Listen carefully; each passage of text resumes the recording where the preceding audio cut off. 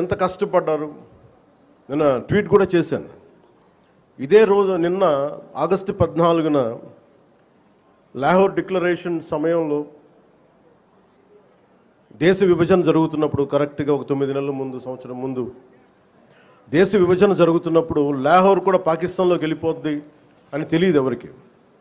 సడన్గా డిక్లేర్ చేయగానే దానివల్ల అక్కడ ఉన్న ప్రజలు, భారతదేశ ప్రజలందరూ వెళ్ళిపోవాలి ఇక్కడి నుంచి అని చెప్పి మత ప్రాతిపాదికన పంపించేస్తే అది ఎంత దారుణాలు జరిగినాయి అంటే ఆగస్టు 14 వరకు అక్కడ రాత్రికి రాత్రి కొన్ని దశాబ్దాలుగా, కొన్ని శతాబ్దాలుగా వాళ్ళ దేశం, వాళ్ళ ప్రాంతం అనుకున్నది పరాయి దేశం అయిపోయి అక్కడి నుంచి పారిపోయి ప్రాణాలను అరచేతులు పెట్టుకొని రావాల్సి వచ్చిన పరిస్థితులు.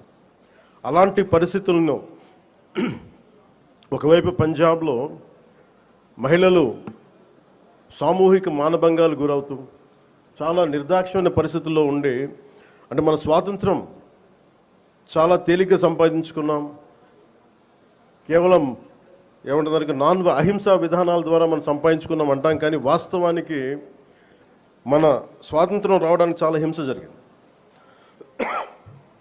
మనం ఎంచుకున్నది ప్రప్రథమంగా అహింస విధానాలు కావచ్చేమో, కానీ దేశాన్ని నుంచి విడిపోవాలనుకున్న వాళ్ళు మటుకు హింసనే నమ్మారు.